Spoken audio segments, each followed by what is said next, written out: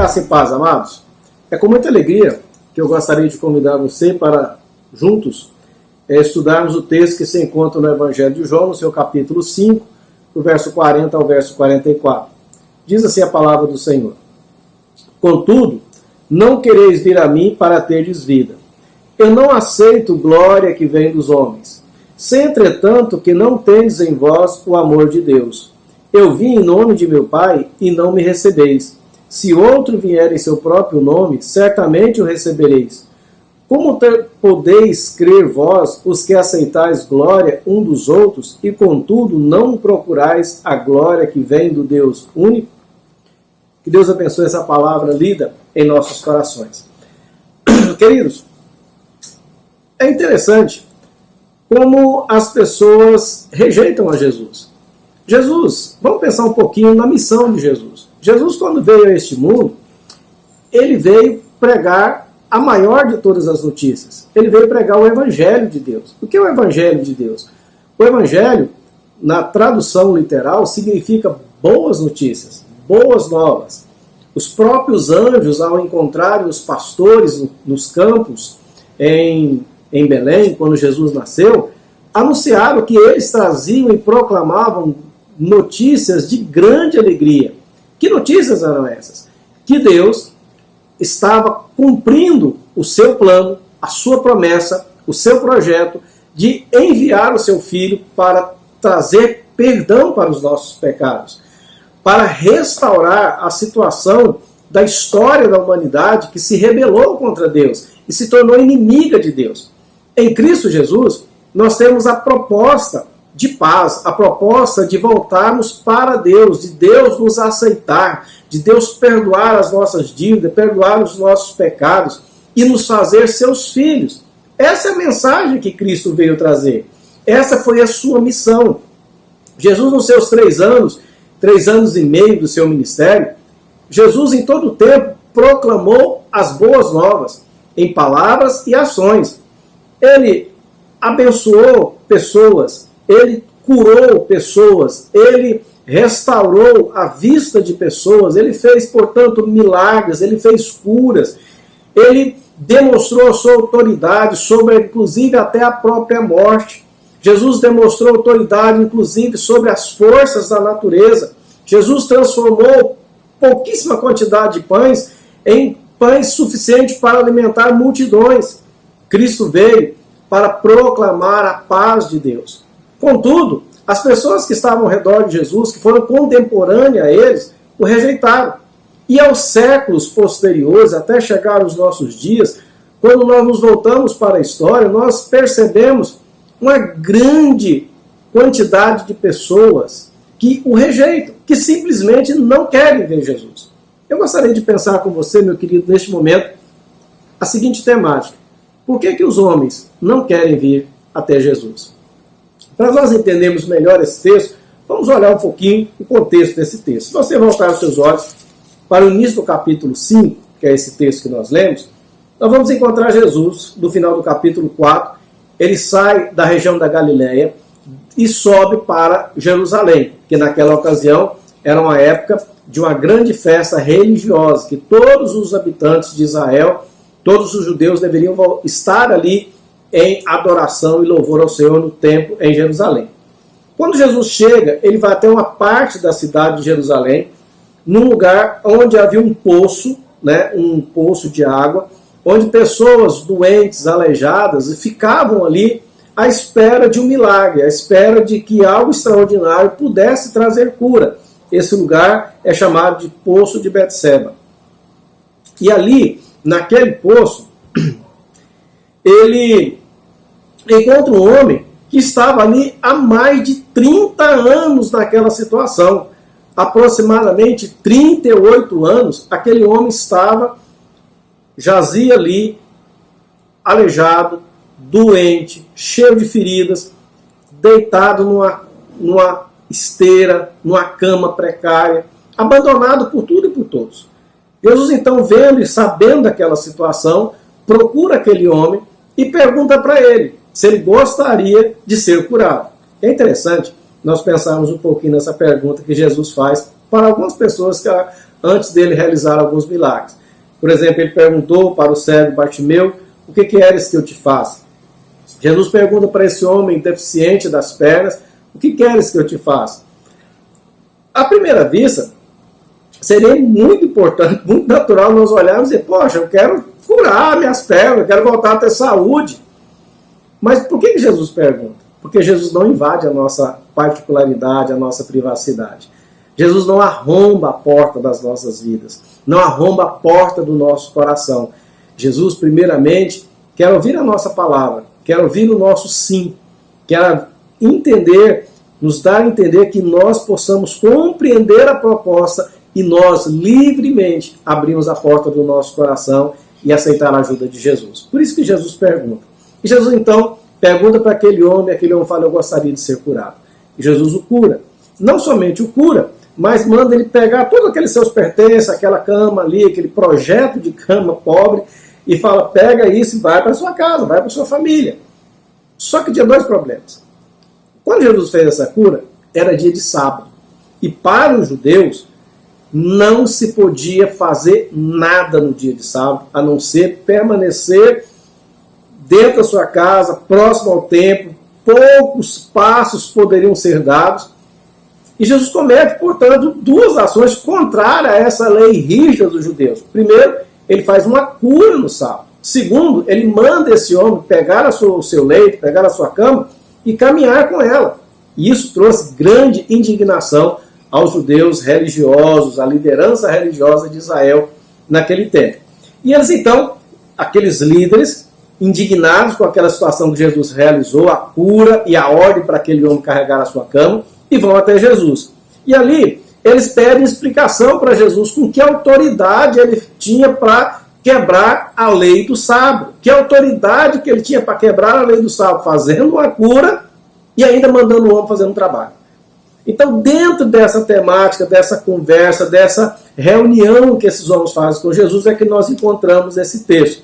Jesus, então, a partir do versículo 19 do capítulo 5, vai expor para aqueles homens que estão ali ao seu redor e vão mostrar para eles que ele era maior do que o sábado. Ele era aquele que veio da parte de Deus. E é interessante que Jesus vai trazer 4 testemunhos para ratificar aquilo que ele estava dizendo, que ele era o Filho de Deus, que ele era o Messias e que, portanto, ele tinha autoridade de mudar até a própria lei. Por que Jesus usa essa questão dos testemunhos para validar a sua palavra? E, portanto, nós sabemos disso também. Na lei dos judeus, dada por Moisés, lá dizia o seguinte, que ninguém seria condenado por apenas uma testemunha. Mas se tivesse mais de 2, 3 testemunhas, e essas testemunhas forem coerentes e achar verdade e autoridade nessas pessoas que estivessem dando testemunho, aquele fato seria validado.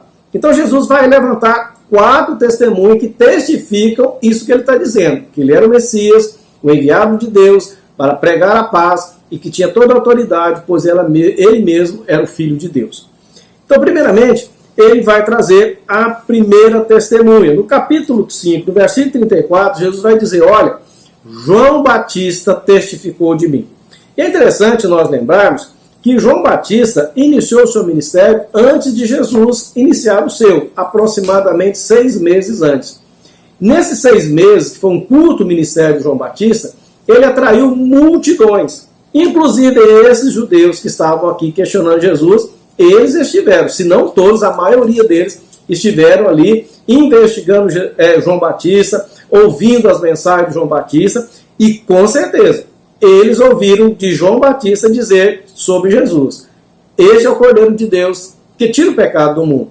Eles também ouviram a voz do céu quando Jesus foi batizado e saindo das águas, ouviu ali de João Batista a voz de Deus naquele momento dizer, este é meu filho amado em quem me alegro.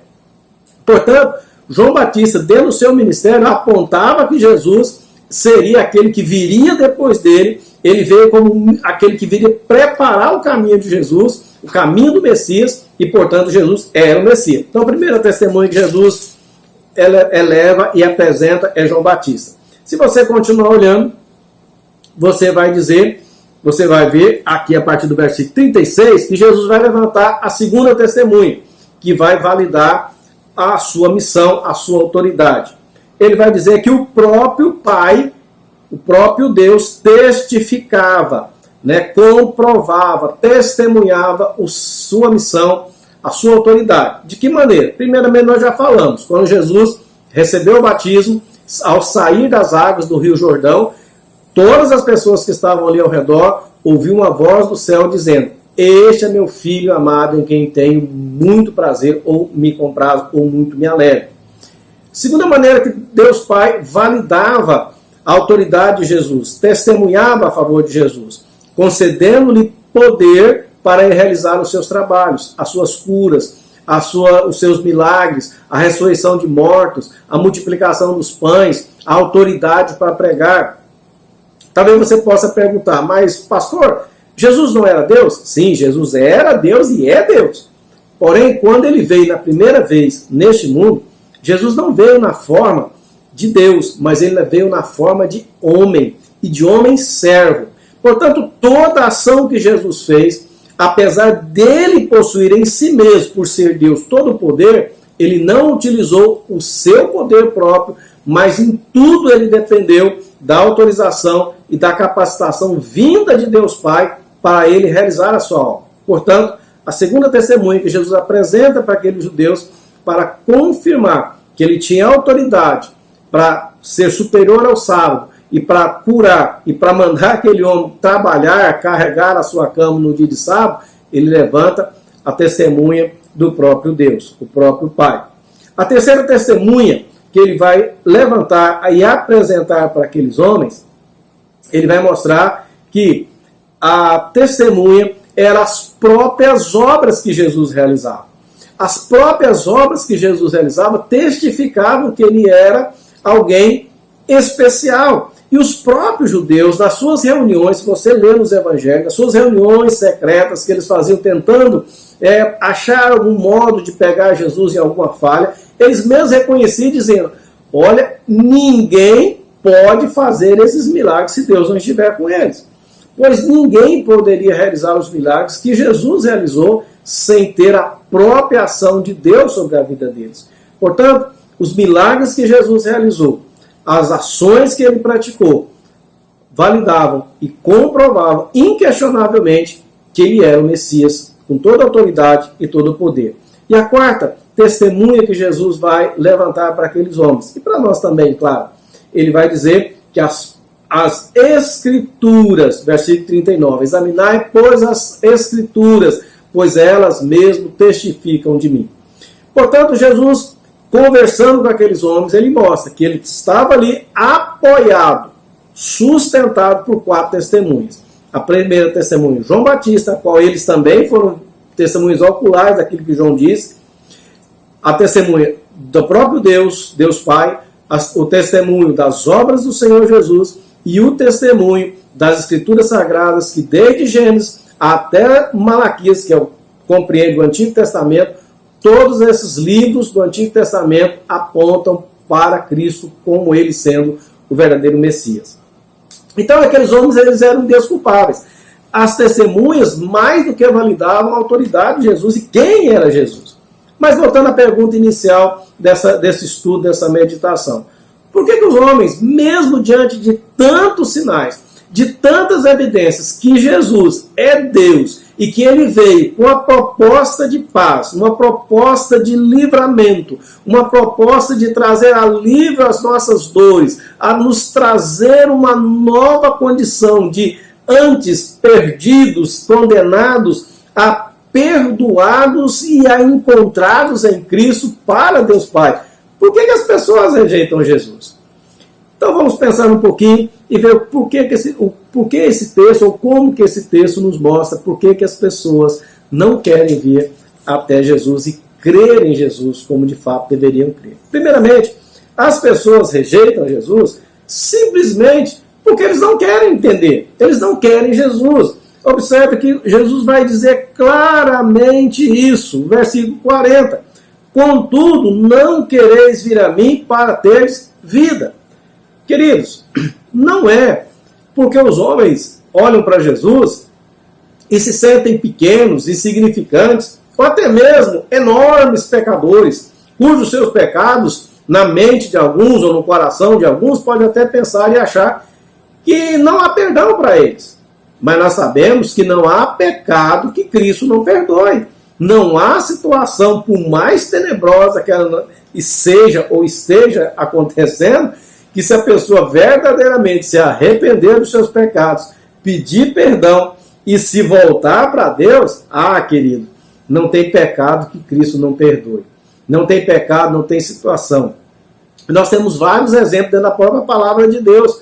Por exemplo, quando Cristo perdoou Davi, o rei Davi, que cometeu uma loucura, cometendo um assassinato, roubando a viúva daquele homem que ele mesmo matou por causa daquela mulher, tentou encobrir aquele ato hediondo, e quando Davi foi confrontado, ele reconheceu o seu erro e pediu perdão, Deus o perdoou. Interessante e importante. Deus perdoa os pecados, ele não tira a consequência do pecado desse mundo. Davi teve toda uma consequência do seu pecado, mas não perdeu a sua salvação, não perdeu a sua comunhão com Deus.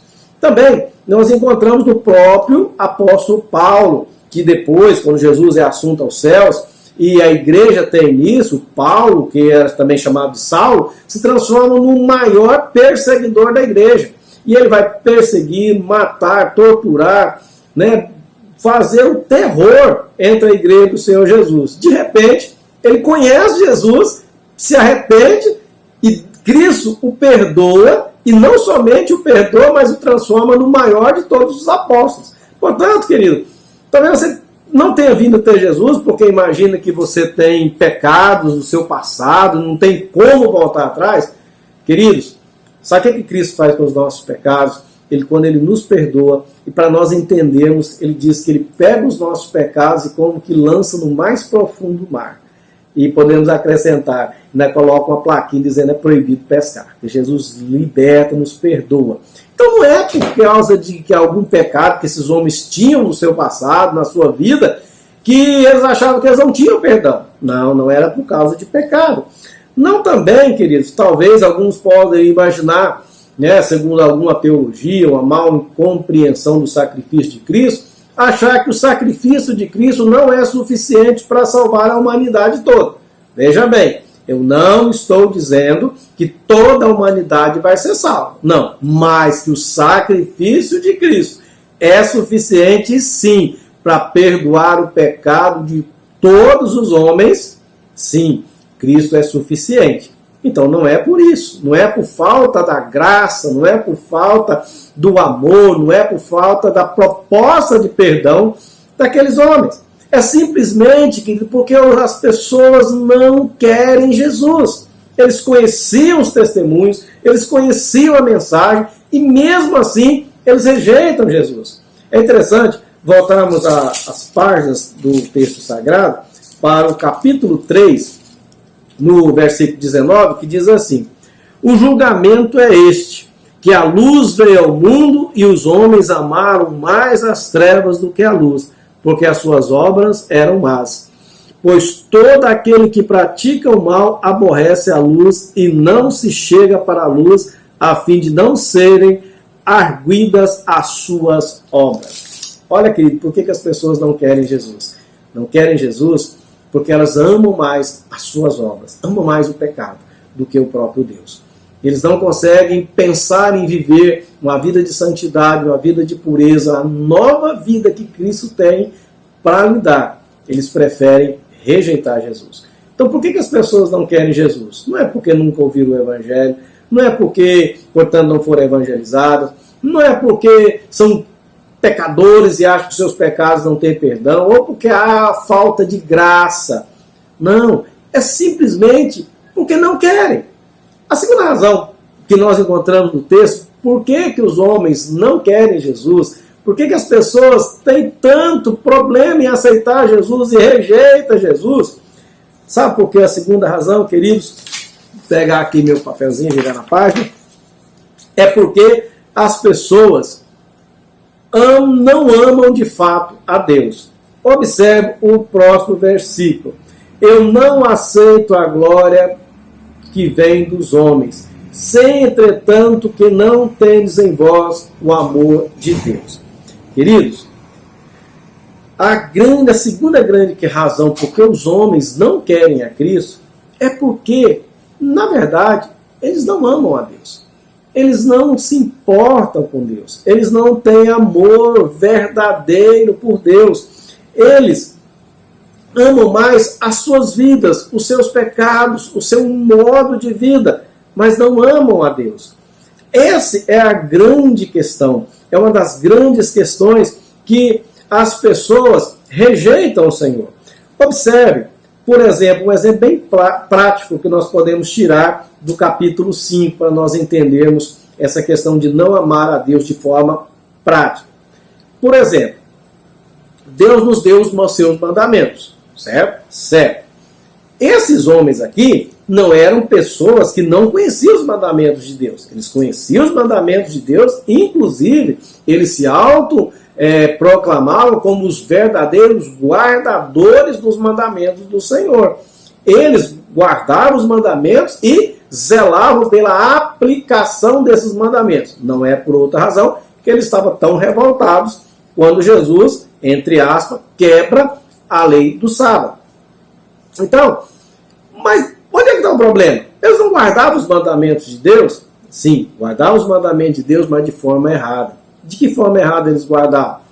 Queridos, Cristo resume o mandamento em 2. Todos os mandamentos se resumem em 2, da lei do amor.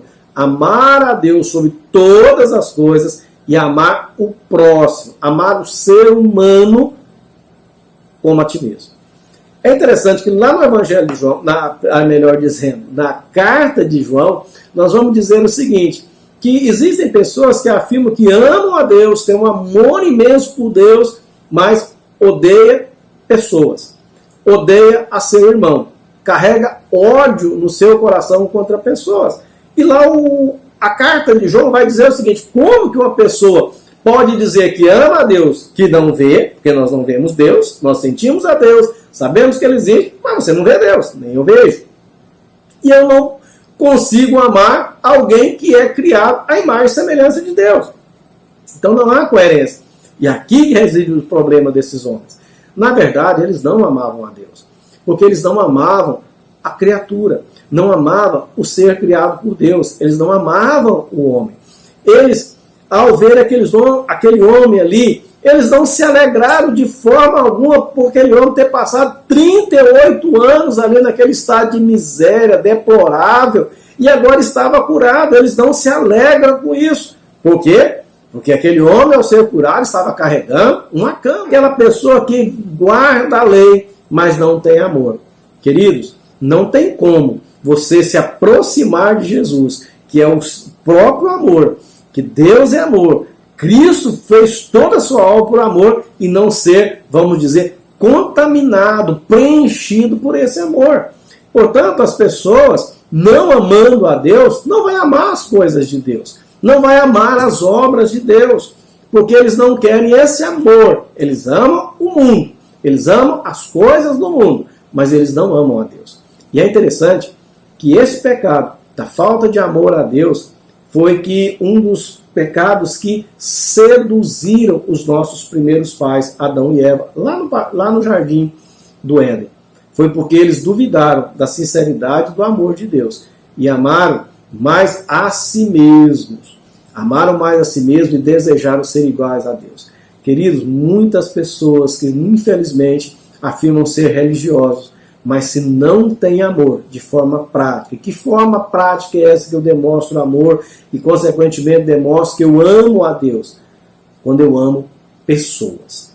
Pessoas são difíceis, pessoas nos trazem dificuldade, é verdade, mas eu tenho que amar as pessoas, eu não tenho que amar as práticas erradas delas, eu não tenho que amar, portanto, os pecados delas, os erros delas, a maldade delas, mas eu tenho que amá-la como criatura de Deus, como criada em imagem e semelhança de Deus, que apesar do pecado ter distorcido essa imagem, embaçado essa imagem, ainda continua sendo a imagem de Deus.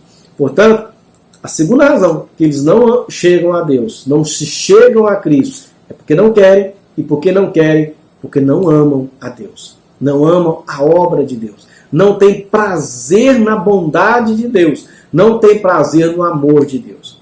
Uma terceira razão que o texto nos apresenta, para nós entender por que os homens rejeitam a Cristo, não querem vir a Cristo, se encontra no verso 44, que diz: como podeis crer vós, os que aceitais glória uns dos outros, e contudo não procurais a glória que vem do Deus único? Queridos, olha só, preste bem atenção nesse versículo, para nós entendermos a terceira razão que Jesus mostra por que as pessoas não querem vir a Ele. Sabe por quê? Nós já vimos. Porque eles não querem simplesmente, porque eles não amam a Deus. E a terceira razão é porque eles amam mais a si mesmo do que ao próprio Deus. Eles amam mais a glória deste mundo do que a glória de Deus. Eles se preocupam mais com a glória de si mesmo, da sua própria pessoa, dos seus próprios interesses, e agradar as pessoas, agradar a si mesmo, do que agradar a Deus. E é interessante que, na verdade, o texto vai dizer, vai terminar esse versículo dizendo que eles não procuram a glória que vem do Deus único. Por que Jesus não usou apenas a palavra não procura a glória de Deus, mas frisou dizendo, não procura a glória do Deus único? Porque esses homens, por acaso, eles eram idólatras? Por acaso esses homens se declaravam politeístas, adoradores de vários deuses? Não, de forma alguma. Eles até tinham sérios problemas com Jesus, porque Jesus se colocava como igual a Deus, sendo o próprio Deus. Então eles tinham problema. Mas, na verdade, isso era somente uma aparência de preocupação ou de devoção a um único Deus. Na verdade, eles eram pessoas idólatras. Como assim, pastor? Como que eles eram idólatras? Idolatria, queridos, é quando eu coloco o meu amor, a minha ação, a minha devoção, o meu anseio em algo maior, com maior ênfase, com maior força do que a Deus.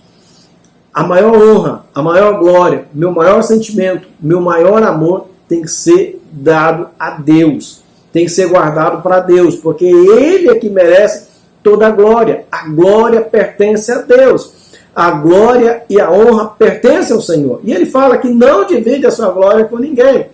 Mas o problema do ser humano caído, que caiu porque quis lá no jardim do Éden escutar a conversa do diabo, ele foi seduzido com essa proposta dele se tornar um pequeno Deus, dele ter também ser igual a Deus, se tornar um Deus. Então ele procura glória para si, ele procura ser e realizar os seus gostos, a sua vontade, dar vazão àquilo que está no seu coração, em detrimento em conhecer a vontade de Deus para a sua vida. Então, queridos, a terceira razão porque os homens não buscam a Deus, não se voltam para Deus, é por causa da idolatria do coração. Mas idolatria é essa cujo ídolo é ele mesmo, é o próprio ser humano.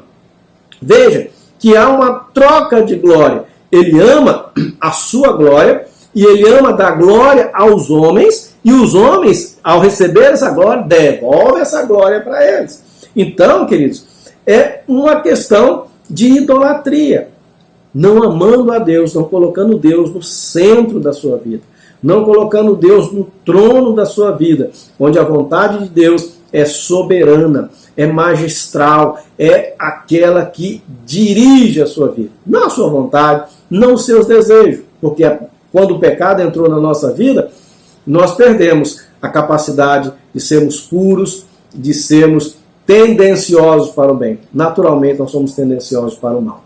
Então, a terceira razão porque esses homens não se voltam para Cristo é porque eles são idólatras. Idólatras de si mesmo. E idólatras desse fascínio do mundo. Vamos pensar um pouquinho no contexto da época de Jesus. Quando Jesus veio, ele não tinha apoio de pessoas ricas, ele não tinha apoio da classe sacerdotal, que era a classe mais rica que tinha em Israel naquele tempo.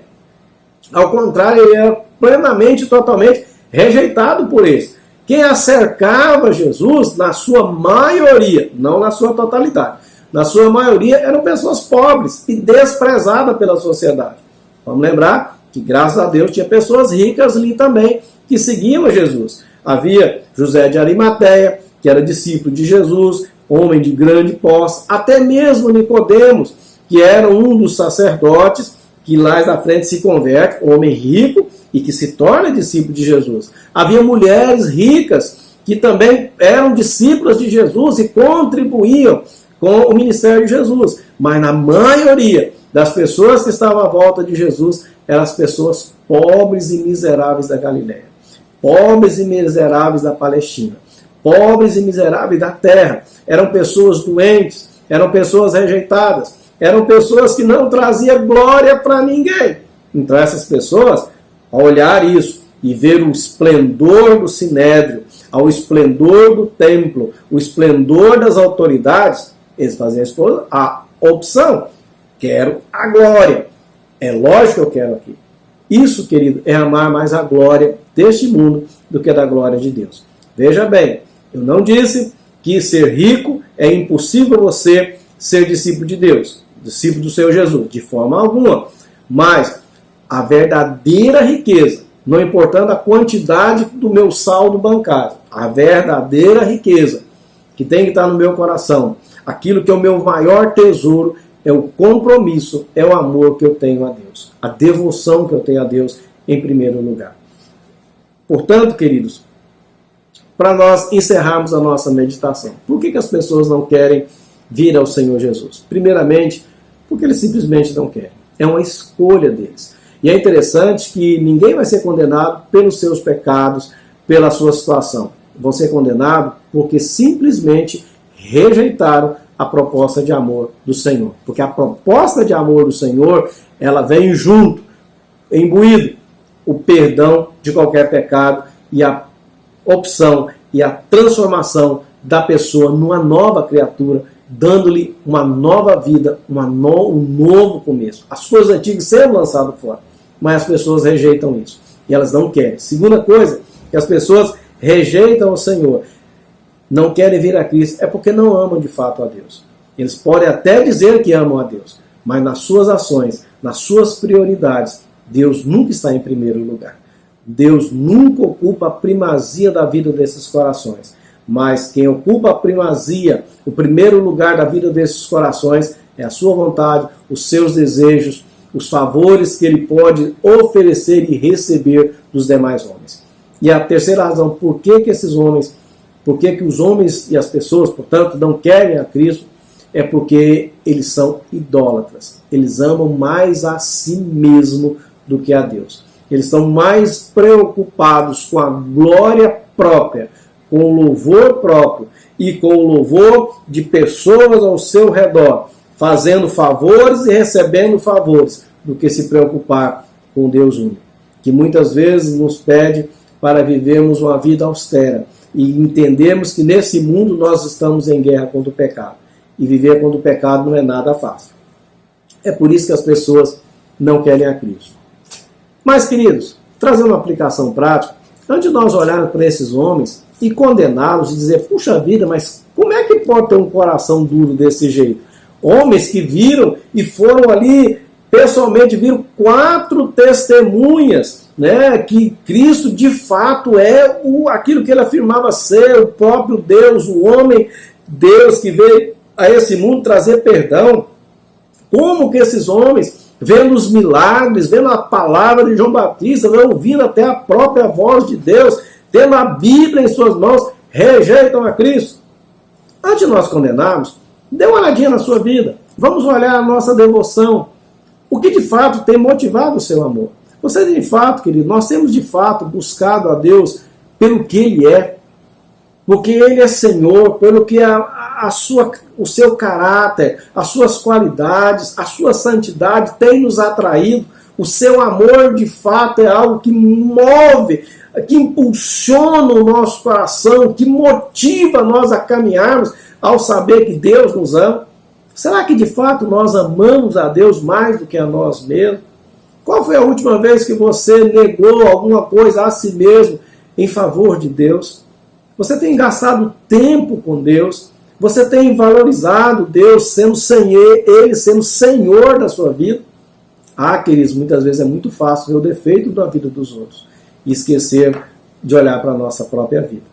Nós devemos olhar de fato para ver se de fato nós estamos entre aqueles que de fato voltaram-se para o Senhor, para que de verdade estão com o Senhor Jesus, porque reconhece que Ele é o Senhor, que Ele é a resposta de Deus, que a mensagem dele é a mais maravilhosa de toda a história. Nós entendemos isso, estarmos com o Senhor. É abrir mão da nossa vontade, da nossa glória, em favor da vontade de Deus e da glória de Deus. É amar mais pessoas do que a mera letra do mandamento. O mandamento é importante, ele é de Deus, mas esse mandamento serve para nos nortear, para nos guiar e nos conduzir a uma vida de santidade e de amor a Deus e amor ao próximo. Quando isso não está acontecendo, nós não estamos com Cristo. Que Deus nos ajude a caminharmos com o Senhor Jesus, que Deus nos ajude a estarmos juntamente com Ele todos os dias, por livre e espontânea vontade, de prazer, de alegria, de satisfação, colocando Ele como Senhor e Salvador de fato das nossas vidas. E temos a disposição de nos colocar na mão dEle e Ele nos usar como instrumento da sua graça para levarmos essa graça àqueles que necessitam ouvir essa palavra do Senhor.